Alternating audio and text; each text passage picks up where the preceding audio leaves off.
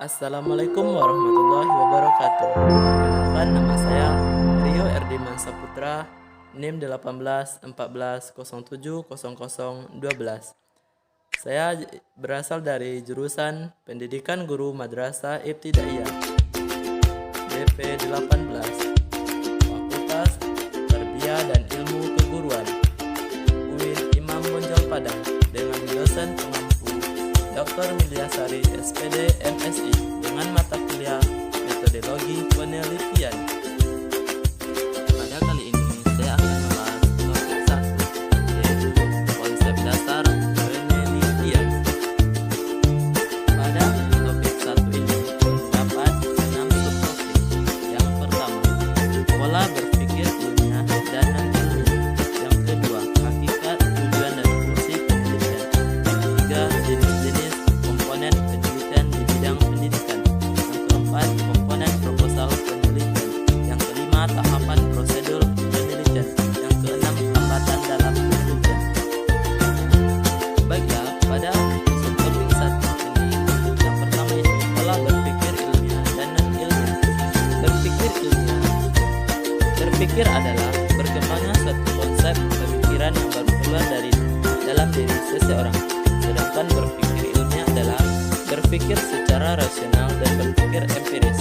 Dan adapun tahap berpikir ilmiah, yang pertama, development atau kebutuhan untuk menyelesaikan masalah. Yang kedua, the problem, yaitu masalah. Yang ketiga, the hypothesis. Yang keempat, mengumpulkan data sebagai bukti. Yang kelima, membuat kesimpulan.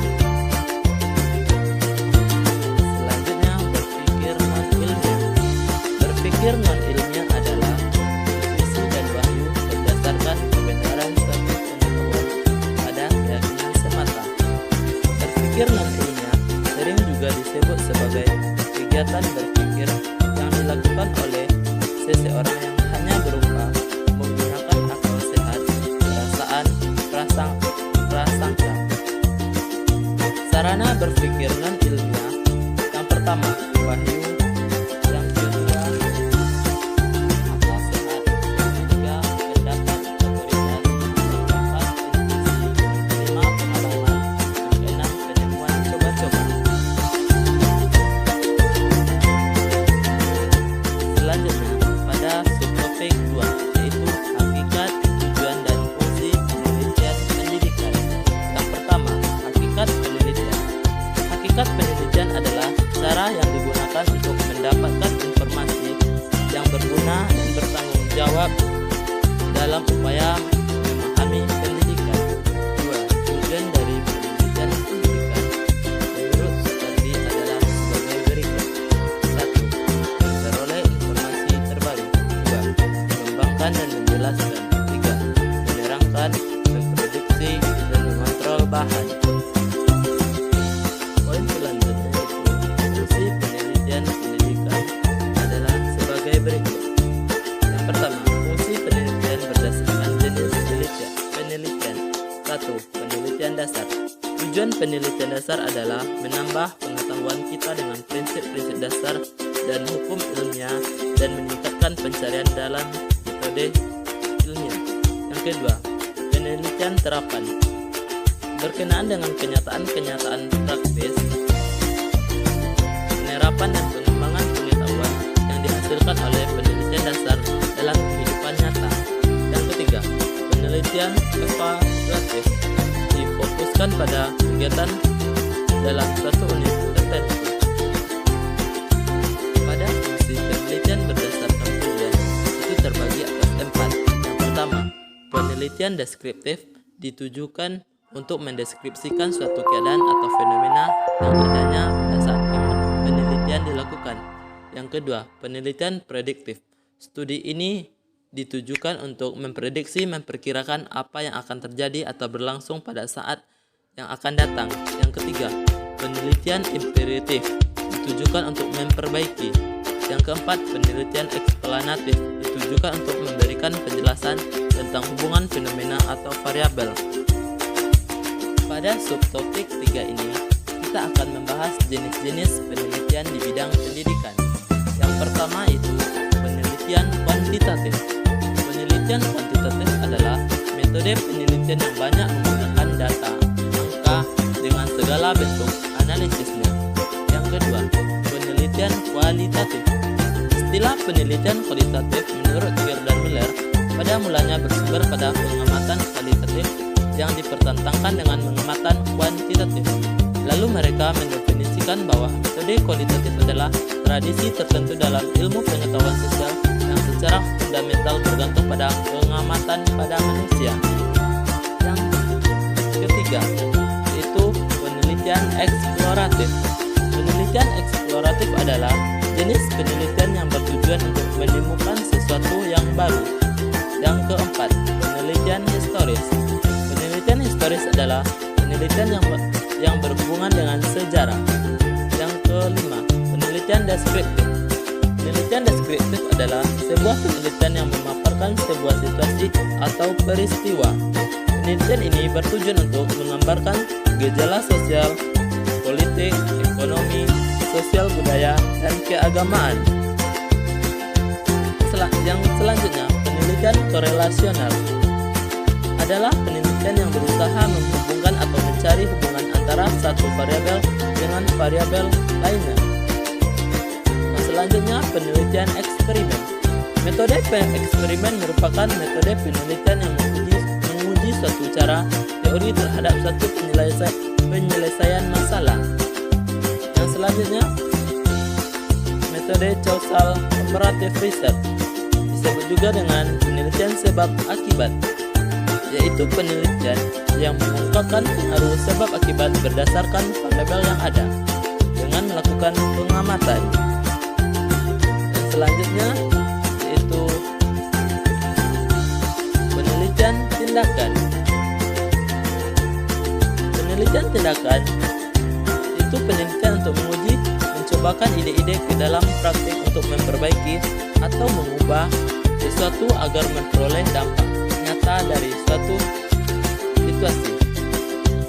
Dalam penelitian ini, ada 4 tahapan penting harus diperhatikan, yaitu perencanaan, pelaksanaan, pengamatan, dan refleksi.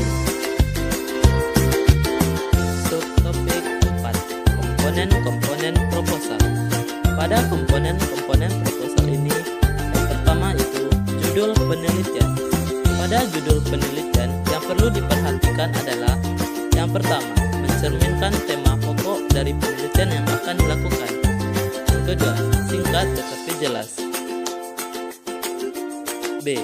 Pendahuluan. Pada pendahuluan terdapat beberapa. Yang pertama, latar belakang. Yang kedua, rumusan masalah. Yang ketiga, tujuan penelitian.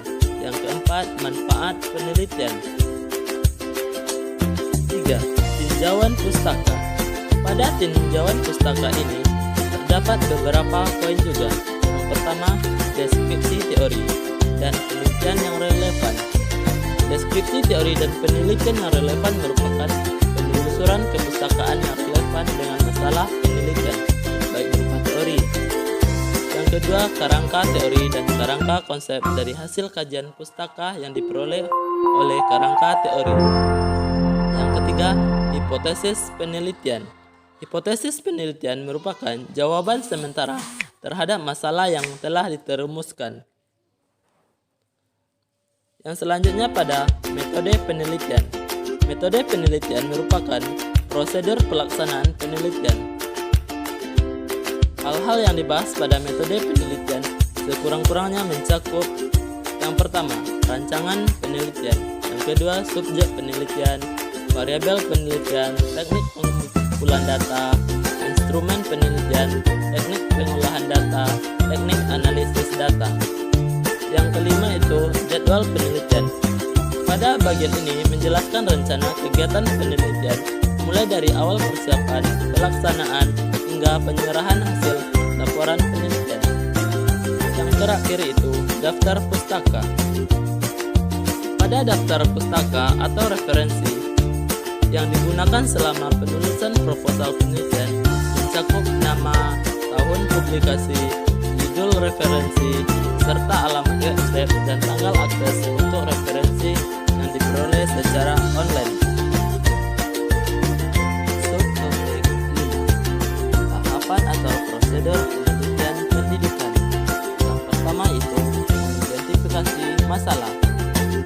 dimaksud dengan mengidentifikasi masalah ialah peneliti melakukan tahap pertama dalam melakukan penelitian, yaitu merumuskan masalah yang akan dilakukan.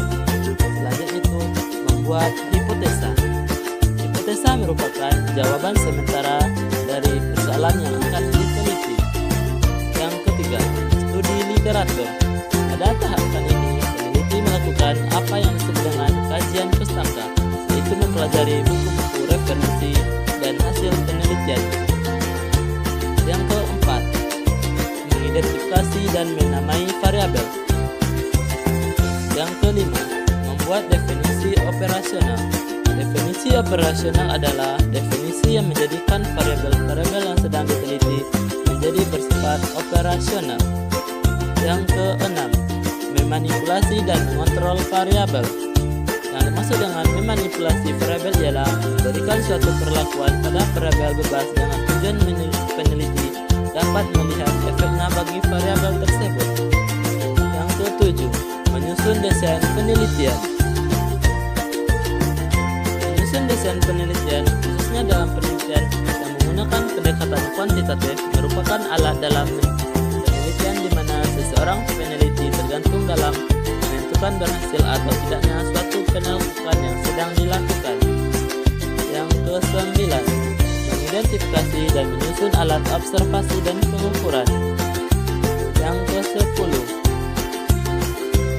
menulis laporan dan hasil penelitian.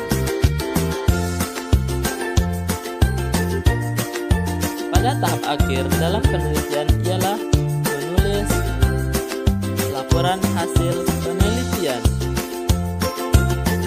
Subtopik terakhir yaitu hambatan dalam penelitian pendidikan.